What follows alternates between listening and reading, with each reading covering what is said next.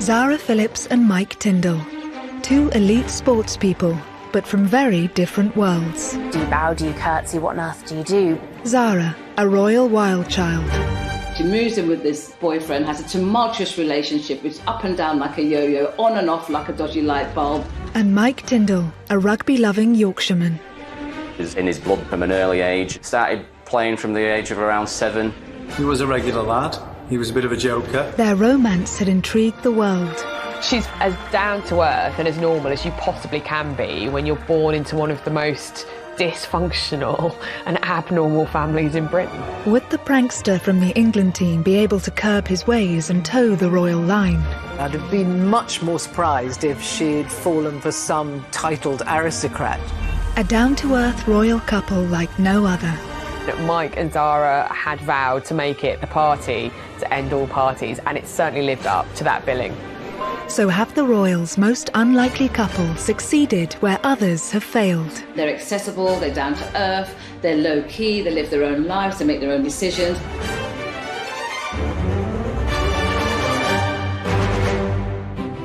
Edinburgh, 30th of July 2011. Zara Phillips ties the knot with former rugby union player Mike Tyndall. They looked incredibly happy, as everyone should on their wedding day. It was a very low-key affair, what you'd call, I guess, a traditional family wedding. Their wedding took place away from the spotlight. It was a far cry, perhaps, from Mike's humble beginnings and Zara's very privileged start in life.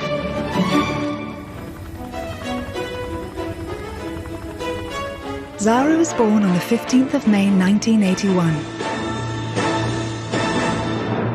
Good evening. Princess Anne tonight gave birth to a baby girl, a sister for Peter, who's now 3, and she's the Queen's first granddaughter. But whatever her name, she'll be 6th in line to the throne. From the outset, Zara would be different from the royals who had gone before. She was also the first granddaughter of a monarch to be born without a royal title. I think not having a title has really set Zara free, which is what her mother wanted. It means that she doesn't carry out any official royal duties. I mean, she's hardly royal at all. It's just a coincidence of birth, really.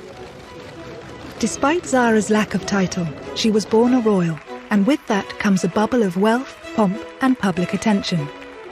Princess Anne wanted her children to have as normal an upbringing as she could give them.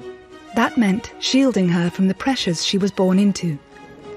Zara went to a local primary school. Her only royal head start was an introduction to the world of equestrianism.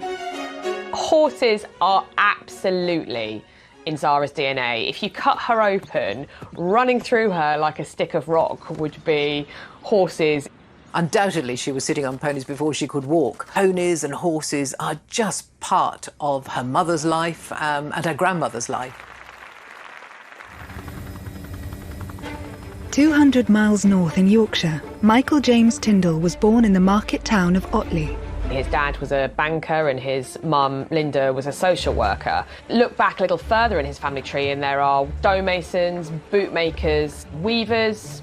Like Kate Middleton, his ancestry is resolutely working class. From an early age, Mike showed signs of enjoying sport, and rugby was the favourite in his family.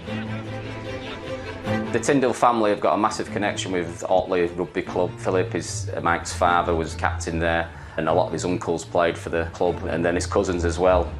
Mike's parents, Phil and Linda, worked hard to send their son to a private school, renowned for its rugby.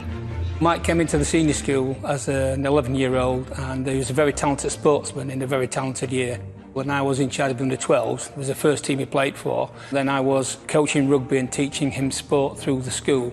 And his maths teacher, Mr. Fitzsimons, remembers him well. Mike was quite a character. He could be a bit cheeky sometimes, even a bit naughty. He would have called me Sir or Mr. Fitz, or when he thought I wasn't listening, Fitzy. He was a regular lad. He was a bit of a joker. He used to tease me that I looked like Phil from EastEnders. I don't know if Mike would ever describe himself as a mathematician, but he used to work hard. It perhaps didn't come as easily to him as some of the other things he did in school. Aged just 13, Mike had his first encounter with royalty, when the Queen attended his school to present a trophy. Mike was actually at the school when the Queen came to visit in 1991 as part of the 400-year-old celebrations, but I very much doubt he would have expected to one day marry the Queen's granddaughter. Despite this brief introduction to the Queen, Mike was firmly focused on the sport he loved and becoming the best he could be. Mike was outstanding, and I often found myself having to substitute him so that we could give the other team the opportunity to play a little bit of rugby. Well, the other lads recognised it. He was a big, powerful, strong athlete and a very good rugby player. I remember watching our first Twickenham final as a school in 1995, and he came on as a replacement. He was only in year 11 and quite quickly went on this confident run with the ball, and I think that summed him up really. He wasn't fazed by the challenges that faced him, either in the maths classroom or on the rugby pitch. It was becoming clear Mike could go way further with his career and his talent than anyone could have dreamed of. He was snapped up by England schools, rugby, which meant that he was whisked off to Australia for a 7-week tour. I mean, what 18-year-old wouldn't grab that chance? And he did with both hands. I mean, he excelled. When Mike was leaving school in 1997, rugby was just turning professional, and he had the offer of a professional contract at Bath. He also had a place at university, and he really wasn't sure what to do. I think I remember saying to him, well, what have you got to lose? You know, go and give it a go. You can always go to uni next year. While Mike was making waves on the rugby field, there were rumours of an emerging talent in the equestrian world. Looking after horses is hard work, and Zara's experience gained at an early age had begun to pay off. In Pony Club, you don't just get to get on your horse, your pony, and enjoy the spoils of competitive glory. You have to be able to prove at every stage that you can do all of the work that's involved. You can't just have the glory of riding. So I think it really instilled a work ethic in Zara, which she maintains to this day. And I think that's what she got from her early life, and probably very good for her. But it was only at Burghley Horse Trials that people started to take her seriously. The Burghley Horse Trials is a very big event in the equestrian world, and she came second in that in 2003. That was a big achievement. I think that was the moment where people really sat up and went, no, this girl is serious. There are very, very, very good professional riders in this sport who will spend their entire career looking for a second place at Burghley, and she managed it. But Zara was struggling to keep her public and private lives separate. Royal rebel Zara Phillips is in trouble again after brawling with her boyfriend in public. Facing criticism for her wild child antics, Zara flew to Australia. The trip would transform her life. For most people, when they go on their gap year, they never think they're going to meet their future husband or wife. But for Zara Phillips, that stop off in Australia in 2003 changed her life forever.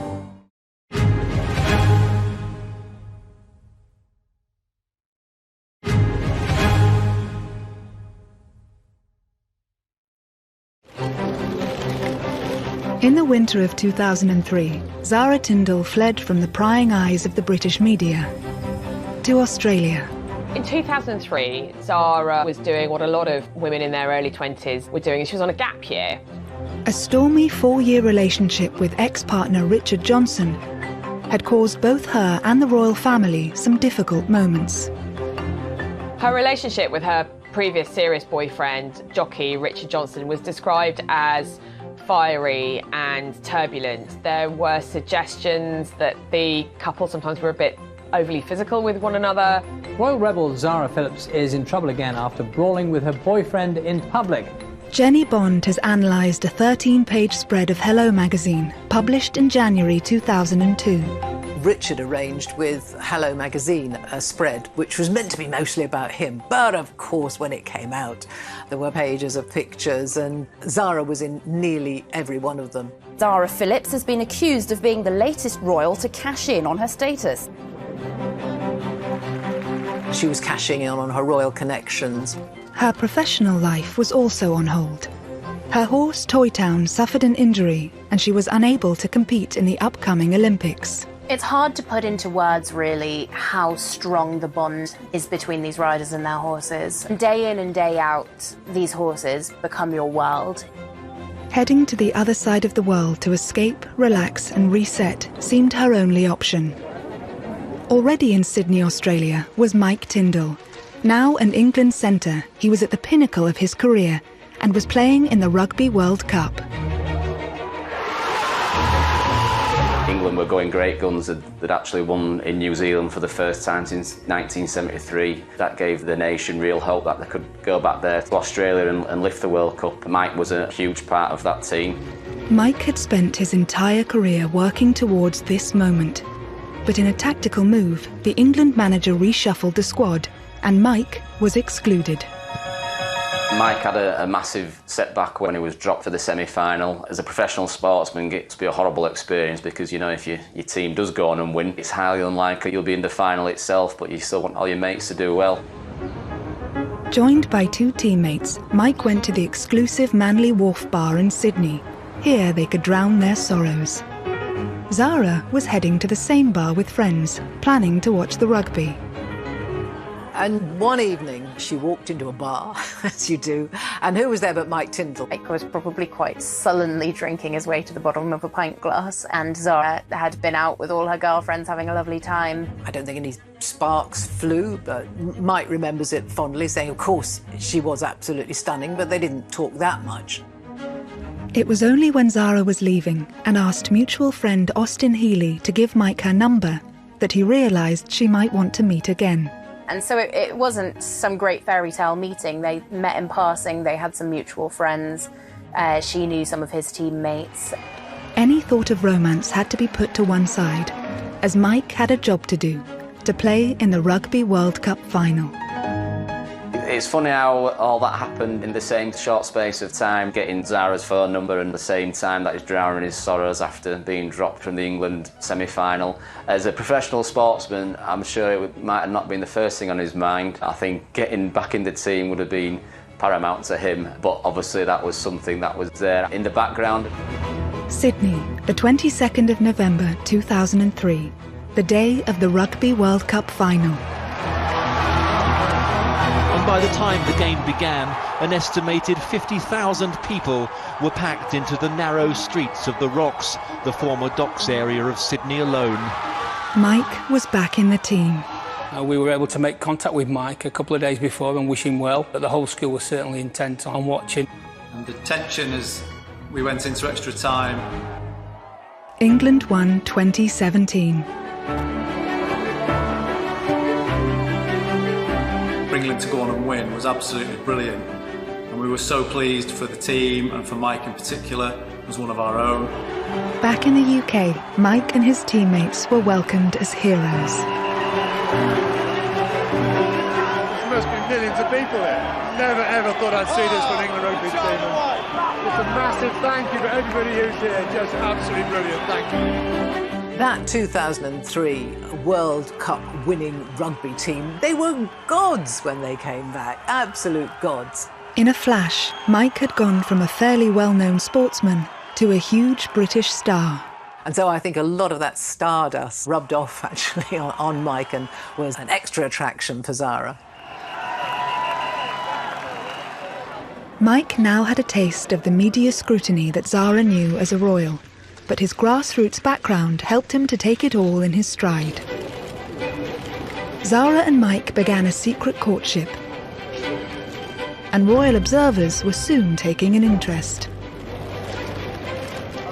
They're fiery people, and they often have a great sense of humour. They're kind of people who work hard and play hard, and I think that's what Mike and Zara had from the offset. I think they had fire in their bellies and fun in their hearts. There were rumours that Zara was keen for Mike to share her love of horses. She even persuaded him to get in the saddle. You'd need a fairly robust sort of horse, I think, to carry any sort of world-class rugby player, but certainly in the very beginning of their relationship, I think Mike did take to the saddle a few times. And what I gather, Zara found him quite unteachable because he only wanted to gallop. So his riding career, I don't think, lasted particularly long. The pair soon became inseparable. Never been surprised, actually, that Mike Tindall and Zara got together. I mean, he is a down-to-earth rugby Yorkshire lad, and I think that's exactly what Zara liked about him. What did he like about Zara? I mean, what is not to like about Zara? She's got a dirty sense of humour, she's incredibly good looking, she's game for a laugh, she'd probably drink him under the table. And I think Mike Tindall was the kind of guy who absolutely loves all those qualities in a girl. The press were at every event, keen to capture a moment that confirmed Zara and Mike were an item. And it wasn't long before their first public kiss was caught on camera. Pictures of them quite often, obviously enjoying one another's company, in love, and I suppose breaking royal protocol, if you like. They were kissing and cuddling. I think Zara's a very tactile person. With the pair settling into their romance, the biggest test for Mike would be meeting her family and winning the royal seal of approval. The royal family are historically enormously sporty people. They would have taken a huge interest in what he does for a living. I can't imagine that took the pressure off him for a moment. Anne had opted for a man from Civvy Street for her second marriage, so it was no surprise that she approved of down-to-earth Yorkshireman Mike. Next up was meeting the Queen. Do you bow, do you curtsy, what on earth do you do? But I think he was probably very well prepared, and I expect he probably found it perhaps easier than he expected to. Mike was always a very laid-back character. Whilst obviously very intense with his sport, he took things in his stride, and I think that's probably helped. I remember a conversation with Mike's mum and dad here in school. Mike was going out with Zara, and they'd actually recently met Princess Anne, and despite not knowing what to expect, they described her as being very down-to-earth and made them feel very at ease, which was lovely. Mike was soon approved by the sport-loving royal firm. If the royals are a horsey family first, it's fair to say they're a rugby family second. They're all very keen rugby supporters. Zara is a very keen rugby supporter. Anne has been a patron and supporter of rugby. As the romance blossomed, commentators saw a change in Zara. Pre-2003, Zara had been kind of gossip magazine fodder, really. She was in and out of tabloid newspapers. So when she started going out clubbing in London, she's very good looking, very blonde. She commanded a lot of attention. Photographers wanted to take her pictures. She didn't really give two hoots about the press. She'd often kind of stick her figures up, or she'd be seen, you know, with a fag or a drink. She just didn't care. And so, of course, her reputation was that she was a really good time girl, and she didn't really care who knew it. She was dubbed at one point the Royal Rebel because it was at Prince Charles's 50th birthday party, I think, that the press spotted that Zara had had her tongue pierced. And so, shock horror, it was all over the newspapers. I don't think her mother minded. By all accounts, her mother just said, well, I hope you can still eat, that's all. She just let her get on with it. Mike's work ethic seemed to be rubbing off on Zara as she headed back into her professional career. I think Mike helped get Zara back from that disappointment of not being able to compete in the Olympics. He supported her very much in training hard and setting new goals for her.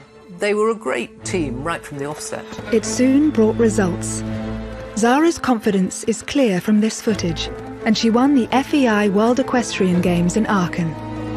Before their relationship started, Zara was already very much a successful athlete in her own right. She had a training system that she'd been crafting through the years. It can be an extraordinary partnership to have two high-performing athletes come together. That was demonstrated perfectly at the Sports Personality of the Year.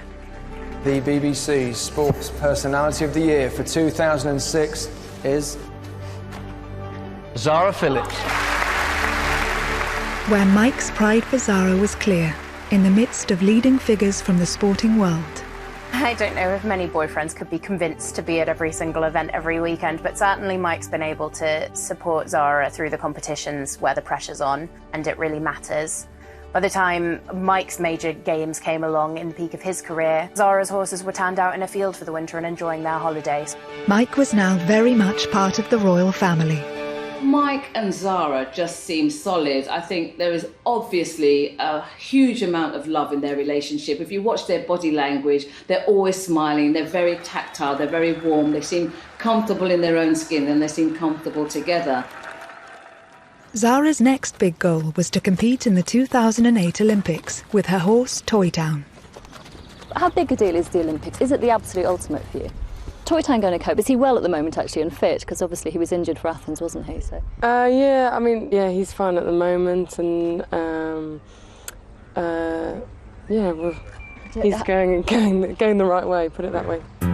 Olympics business aside, the world awaited an important announcement. There have been these little rumours about a secret engagement. I'm not seeing a ring, so is there any truth in any of that? I wish you guys would get a new question. Come on, it's been in the papers, you're planning a secret. Well, it must be true then. So are you denying it completely then? No secret, no wedding? I'm not engaged, Veronica, I'm not engaged. It would take Mike another 2 years to make his move. We were together for 7 years, actually, living together, before he finally popped the question. Quite a laid-back fashion, I think. It was just before Christmas. They were sitting on the sofa watching a film. For all that Zara likes to be ordinary, she's never going to get away from the fact that her granny is the queen and her mum is a princess and her uncle is going to be the next king. So there are hoops that have to be gone through and formalities that have to take place. And permission had to be given for them to marry because of Zara's position in the royal family. Obviously that was forthcoming. And it seems that Mike slotted in very well. December 21st, 2010. Just a month after Prince William announced his engagement to long-term partner Kate Middleton, Zara and Mike broke their news. They planned a low-key and private wedding.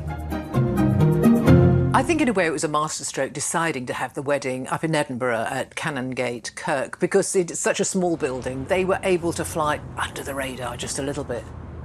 Both Zara and Mike are just incredibly normal people, I think. It can't really be said enough how easy it is to forget who they are because they fit into both of their worlds and one another's worlds so incredibly easily. They both get on with what they're doing, they both work hard. The couple were keen to keep their married life as down-to-earth as their courtship. So would it be wedded bliss for the party-loving pair? It was much more a rugby piss-up than a sedate royal wedding. Pictures emerged of him with his arms wrapped around a girl. He splashed over some papers.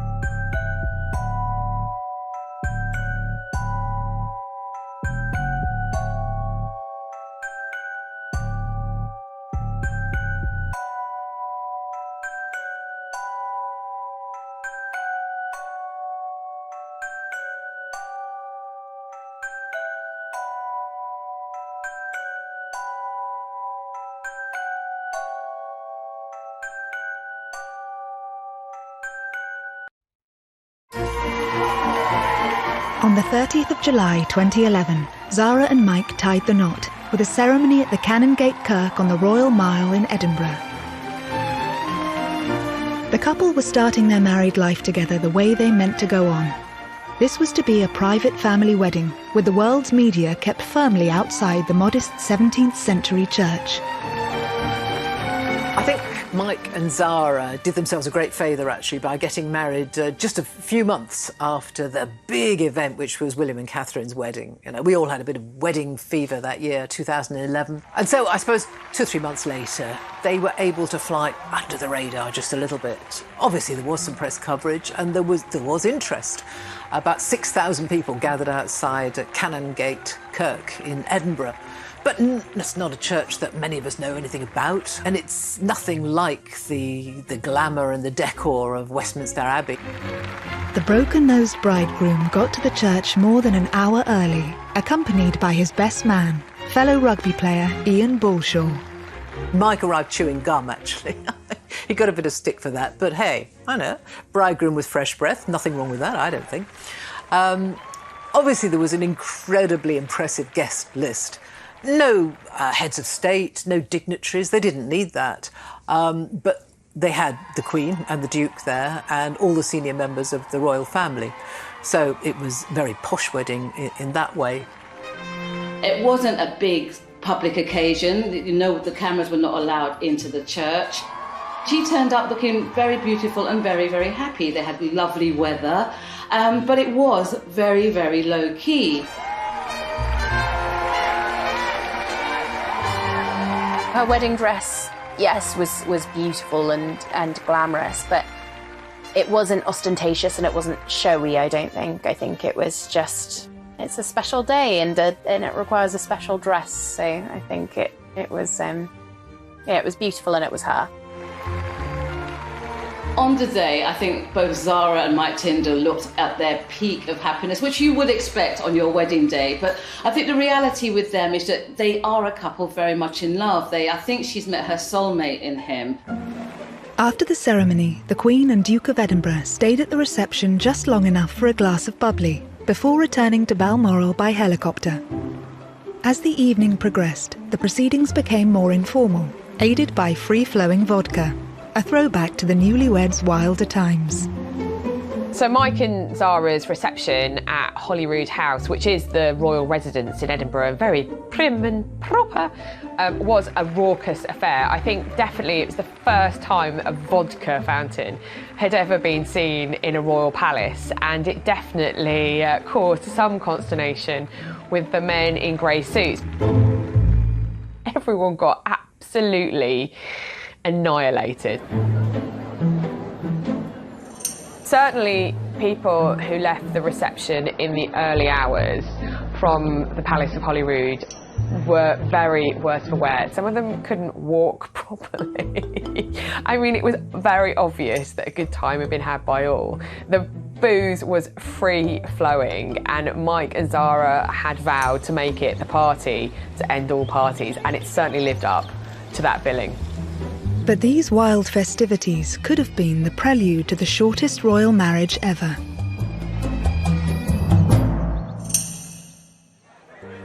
Just 6 weeks after the wedding, the bridegroom was caught on CCTV with old flame Jessica Palmer in a bar in New Zealand after England had beaten Argentina in the Rugby World Cup. The footage was posted on the internet, and the story was picked up by newspapers in New Zealand and back home in Britain. In typical Zara form, she just sort of, she just broached the subject. She found out what was going on. It was, in fact, an old girlfriend of Mike's, Jessica Palmer, and he explained that it was just two mates larking around, you know, a few drinks, having a laugh and a bit of a wrap-around. And she understood that. She rang Jessica, apparently, talked it through, and in a very mature way, just put it behind her. She probably slapped him on the wrist or something when he got back. But I think it does show the resilience and the strength of their relationship. Reports differ as to kind of how Zara reacted, but it didn't seem to dent their relationship. And I think that's one of the reasons their relationship has endured and actually strengthened, because not only did Zara believe him and just moved on. She was secure enough to just accept what Jessica said, accept what her husband said, and move on. Zara soon put Mike's late-night antics behind her. Just 9 months after hitting the headlines for all the wrong reasons, she did so for the right reasons. She made the British eventing team for the Olympic Games. I think in a lot of ways she probably felt that she was fighting to prove herself again, to prove that she wasn't a flash in the pan who'd come out, done a couple of incredible things and then done nothing since.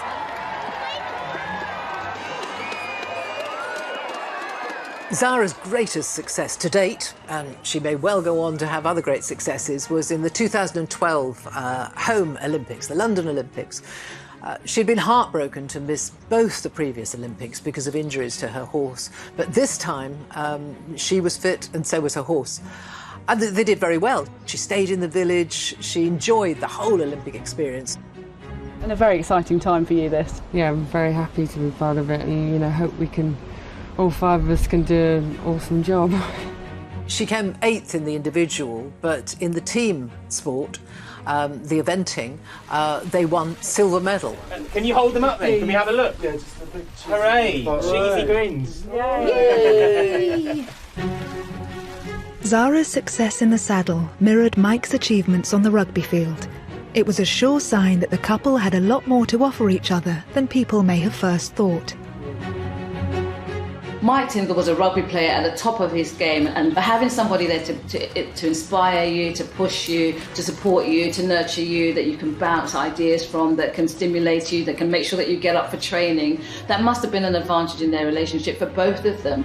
Mike knew what it took to win, and I think that really helped Zara. I think it really actually helped her believe in herself as much as anything, because she's a very talented sportswoman, but obviously you have to be able to believe in your head that you can do it to actually then be able to go and achieve it. Zara's mum, Princess Anne, had played a major role in bringing the Olympic Games to London. Of course, she was a famous horsewoman herself and had missed out at the Olympic Games in Montreal. So I think she would have been slightly bittersweet, obviously, that she hadn't managed to win an Olympic medal. But knowing Princess Anne, I think that she would have been, if she'd have had to choose between having an Olympic medal herself or her daughter winning one, she definitely would have wanted her daughter to win one. And of course, she watched her win it, and she was absolutely delighted. And who pops up to give you your silver medal but your mum? And so that was a nice family moment. Tell me how that... Yeah, it was awesome. Obviously, she's part of the IOC, so... You were expecting it? It wasn't a huge surprise? I thought they might do it. Yeah. So, no, it was cool. It was really, you know, to get a medal anyway is amazing.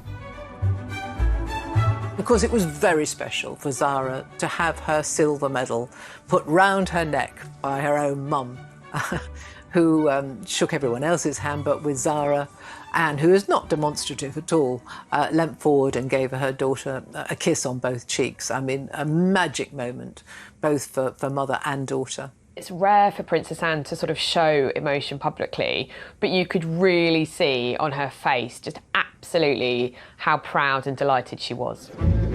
Zara's sporting achievement marked a change in the royal, who had shown her potential in her own right and had made people take her seriously. Now the Tindalls were a force to be reckoned with. They demonstrated how modern royals could function both as individuals and as a couple. Zara and Mike Tindall are a good example of a modern royal couple. I mean, they're accessible, they're low-key, they live their own lives, they make their own decisions. They're not part of the royal family in that we don't pay for them, so I guess the press and the public have less expectations of them. They can do what they want and we let them get on with it.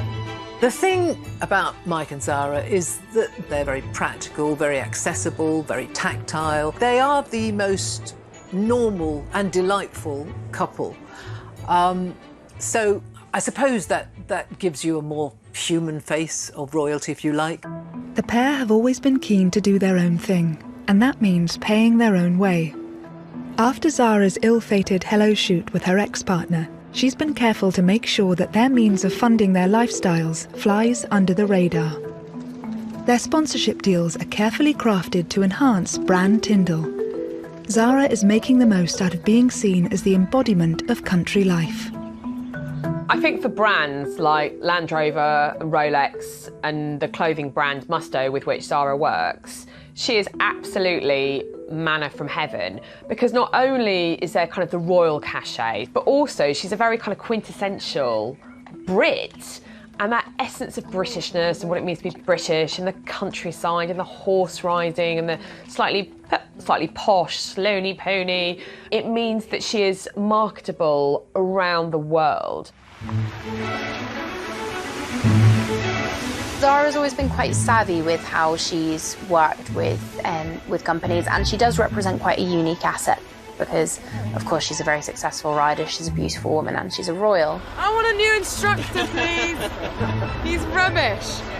She's had a long-standing partnership with Land Rover, who have a history of supporting eventing, and so she's able to keep the boat afloat using sponsorships in much the same way that other riders do.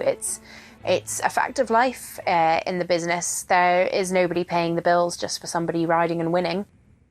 Prize money is minimal in our sport, and so being creative with business partnerships is what pays the bills at the end of the day. As part of her deal with Land Rover, Zara featured in an advert wearing a mud-splattered white evening gown and stilettos. She just looked like a supermodel. She was, perfect endorsement. She looked glamorous, she looked aspirational, you can see why she would appeal to so many brands. I thought that was a very clever advert because it sums up her appeal. She's not precious, she doesn't stand on ceremony, even when dressed in a ball gown she doesn't care if she gets it dirty, it's fine, that's what dry cleaners are for. She's as normal as you possibly can be when you're born into one of the most dysfunctional and abnormal families in Britain.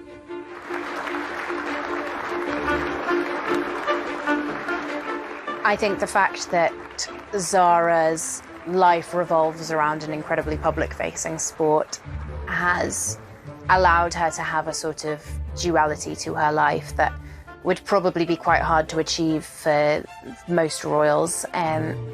She's, I would say, a career woman first and a royal second. She doesn't make a song and dance about the fact that she's a royal. At the end of the day, what it all comes down to is the work and the horses and the competition. Meanwhile, Mike has appeared on several celebrity TV programmes since retiring from the rugby field. He is a patron of 3 charities and has also turned his hand to after-dinner speaking. Mike is his own business. He is the business, as many famous sporting personalities are. He can earn a lot of money on the after-dinner circuit. Obviously not during the year we've had with lockdown, but that's a very lucrative source of income for him. He also has endorsements and sponsorships. He can be a brand ambassador. So he uses his name and his success as a rugby player. For the Tyndalls, family is everything. They've carved out a role for themselves as confidants and friends. Mike has used his status to support the issues that affect his family, like Parkinson's disease. Spoke to him a couple of years ago for a piece on his. He was doing a charity cycle event across the south of France in aid of Parkinson's Trust. Obviously, his father's suffering from Parkinson's, and things like that. He was always wanting to help others. And likewise for Zara, she's made sure that she's there for her cousins, who are constantly in the media spotlight. Although Zara's not a working royal, she's still a senior member, really, of the royal family, and her relationship with the future King William is very close, and that closeness was really signified when William made Zara godmother to Prince George. It's a very close relationship. I mean, they're very close in age. They've got an awful lot in common. They've got the same granny. So she's very close to her cousins. Despite the pivotal role they play within their families, some of their own decisions have been called into question. Princess Zara would not have been allowed to sell pictures of her firstborn to Hello magazine. And they've been accused of making money out of their royal name.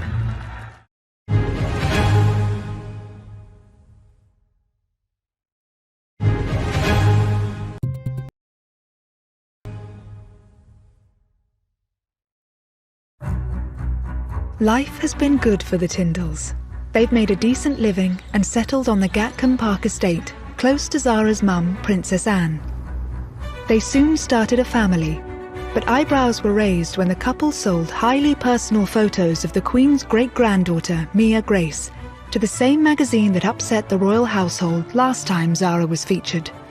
The first real pictures we saw of Mia were in Hello magazine, which of course they were paid for, which did raise some eyebrows because of course it is still the Queen and Prince Philip's great-granddaughter. Speaking to journalists, Mike had a logical explanation for going public with the pictures. We did it because people wanted it, and we had control over it. We had those photos done anyway, so it was more because people seemed to want it rather than anything else. Did you have to ask permission from the in-laws or not really? I'm not going to talk about that. Doing a photo spread in Hello is an absolute no-no for a working member of the royal family. But as daughter of a princess and not a prince, Zara was not born with a royal title. So there was nothing to stop her and Mike selling their baby photos. They took the criticism in their stride and refused to be drawn on it further.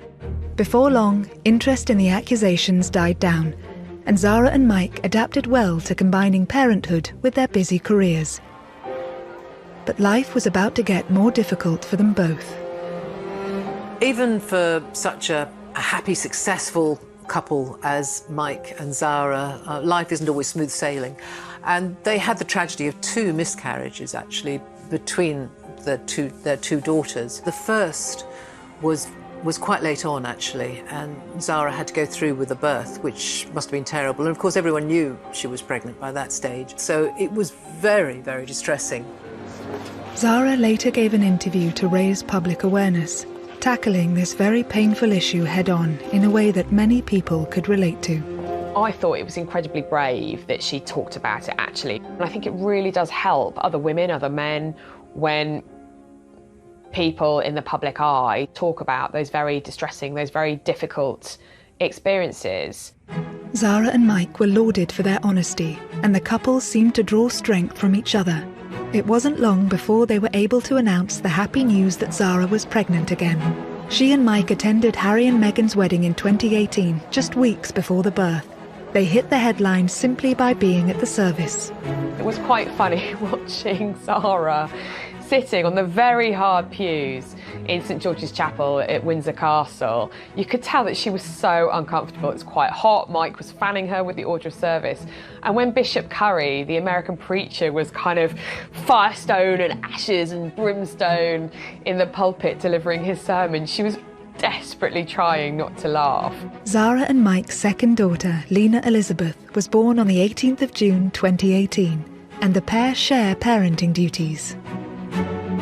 I think Mike is quite a hands-on dad. He'll look after the kids while Zara goes out and does the mucking out the stables and gets the horses fed and watered. So he's a modern dad in that way. Obviously, you can't give birth and jump straight back on a horse, but Zara hasn't let it stand in her way, actually, and as soon as she could, she was back out riding, back out training, and she's continued to do that. You know, motherhood does not mean the end of your life, you know, it's just another chapter. She's committed to family, she's committed to her sport, she's made both of them work in a very successful way. So I think she's probably in a really good space. With his after-dinner speaking engagements currently on hold due to COVID, Mike has been providing a refreshing insight into family life. Whether it's posting a selfie on Instagram after his face was painted by Mia, or talking on the chatty podcast The Good, the Bad and the Rugby, which he co-hosts, he is opening up in an unprecedented and unroyal way about his and Zara's personal life. It's been a good week for me. I had a little scan last week, third Tyndall on its way. I'd like a boy this time. I've got 2 girls. I would like a boy, but well, I will love it whether it's a boy or a girl, but please be a boy. It was a far cry from the more formal announcements made by more senior royals. A few months later, Mike's wish came true. Zara gave birth to a baby boy, in rather dramatic circumstances. Baby Lucas arrived so quickly, there wasn't time for Mike and Zara to get to hospital. On the Saturday night, Zara had started suffering some contractions, and the plan had been for her to give birth in the local birthing centre where Lena had been born. Again, Mike turned to his rugby podcast to share the very personal details of his son's rather rapid arrival. Sunday got even better because a little baby boy arrived at my house. Arrived very quickly, didn't make it to hospital, on the bathroom floor. You're kidding me! Stop up. So yeah, it was run into the gym, get a mat, get into the bathroom, get the mat on the floor, towels down, brace, brace, brace. I think Mike Tindall has ended up being an asset to the royal family in that he's a connection to, I guess, us. You know, he's normal, he's authentic, he has a great sense of humour, he's a solid father. He loves Zara, he loves their family. He's made them a very modern family. With the arrival of baby Lucas, possibly there might be another rugby player in the family. Maybe he'll be the one who gets to run out of Otley eventually. But yeah, I imagine that at some point he'll be getting the rugby bug. Mike must be elated because he finally gets the boy that he wanted, and that, there's no doubt, being a rugby player, you can imagine that that kid will be out on the pitch, on the field with his dad, having a great time. In typical Mike Tindall style, he had joked that he would call the baby a COVID name like Covey or Covina, born during the time of COVID. But in the end, he and Zara chose very normal names, Lucas Philip Tindall, for the little baby. And of course, Philip was a rather charming nod to both Prince Philip, Zara's grandfather, and Mike's father, who is also called Philip. Naming their baby after close relatives from both their families is just another sign of how well Zara and Mike work together. They just strike me as people that love each other, comfortable in their own skins, and are good for each other, I guess. The idea of a royal finding love in Otley is the stuff of fairy tales. I think Zara needed a big, strong character just like Mike, and someone who shared her passion for sport.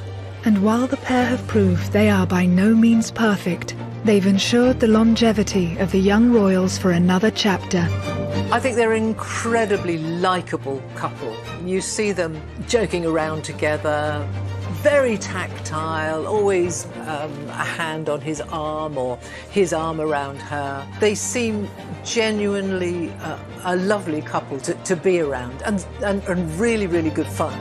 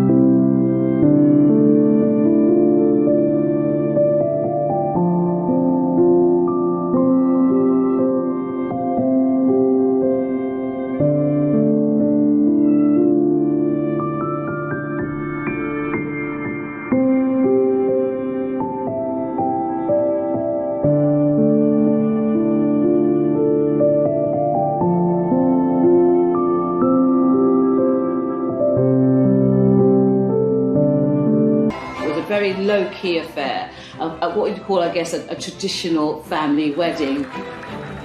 Their wedding took place away from the spotlight. It was a far cry, perhaps, from Mike's humble beginnings and Zara's very privileged start in life.